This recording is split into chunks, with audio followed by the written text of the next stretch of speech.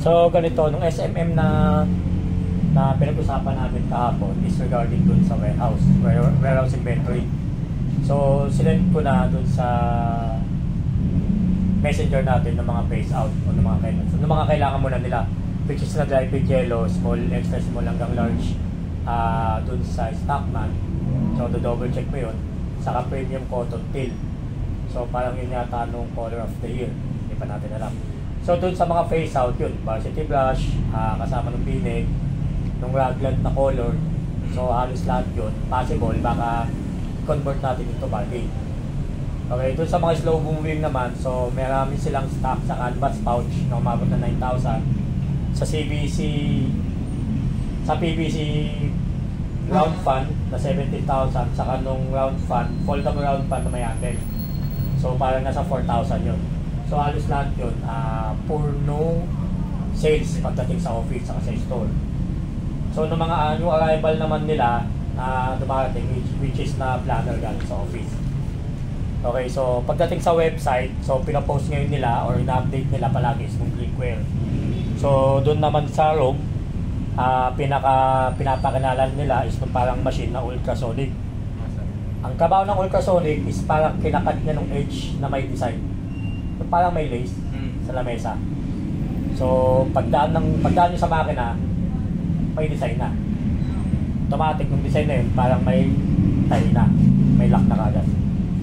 Parang gano'n. Then mini-maintain nila nung save reply process sa room. Okay, so yun. Pagdating naman sa OLM o online, nung sa TIT or sa transfer rate, ang pinaka-item na binibenta nila is tumbler. So pinaka-promo na ginagawa nila doon is parang nagmi-mix and match sila. So kino-combine nila. So for example, itong mag na to, tumbler na to, may design na ganito or may item na ganito. So which is na yung gagawin natin sa room, sa online. Sa PYD naman, nung canvas bag, notebook, saka mga umbrella. So meron silang 180 pesos na sabli, umbrella, print lang na 10 pesos.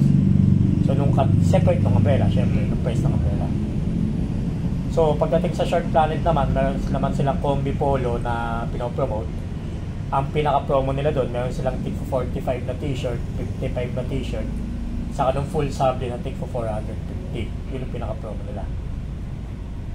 Pagdating naman sa ads and promo or dun sa visual ang tinatawag natin, meron silang ni-release na Christmas brochure, saka mga Christmas brochure, saka nung sa video, sa TV, yun, para ma-promote kagad sa early maka-order ng mga customer, lalo na pag mga corporate. Doon. Pagdating naman sa ibang topic, yun, yung kiosk, tulad ng ginagawa natin, naka-post file sila para matuluan natin, para matuluan ng customer, para yun i-apply tuloy-tuloy doon sa para ma-maintain ng mga item. So yun, sa visual categorization naman, so meron item kasi, meron tayong display na wala sila, so minimal. Like for instance, meron tayong 4 or 5 visual dito na i-maintain pa rin natin base dun sa approved markup nila. So yun, overall natin, bali ang ginagawa, meron kasi silang parang quote of the week na sinatawag. So pinaka quote of the week nila, ito. So kailangan ko ng kahit dalawa or isa mag-explain. Hindi baling hindi ikaw ang pinakamagaling or pinakamagandang produkto, as long na ikaw ang pinakakilala. So sino ang mag-explain na ito na pinakamaiksi? So yun. So hindi baling hindi ikaw ang pinakamagaling. So ibig sabihin na sa sales, hindi porket ako ang pinakamagaling sa explanation, ikaw na. ako na. Hindi or pinakamagandang produkto. So hindi ibig sabihin na tayo may magandang or akala natin yun ang pinakamagandang produkto, like example ng mga thermotumbler, is hindi ibig sabihin na ikaw nung kilala. Hindi. Pwedeng ikaw nung magaling doon pero may isang taong kilala. Bakit? Kasi kung ikaw nga nung pinakamagaling sa sales pero may attitude ka naman or hindi naman maganda ng performance nung service or nung item, wala. Diba? Paano kung hindi naman siya magaling pero na-accommodate or na-entertain kita, nabibigay ko yung service mo into 100% na kailangan nila. Diba? Produkto. So kahit sabihin mo tayo na may pinakamaraming tumbler, pero hindi mo naman kayang i-explain. Ano ba tong tumbler na to? Sa mainit lang ba to? Sa malamig? Pwede ba malamig mainit? Parang ganun. So sa tingin mo, hindi din naman, di ba? Minsan nakaka-encounter tayo ng mga customer na ay, mas magaling, mas maanong kausap to, ay, mas maganda kang kausap kaysa dun sa ano. So yun, parang ganun ang comparison niya. So yun, sana ma-maintain natin, hindi lang nung porkit nandito tayo is nakatayo lang tayo.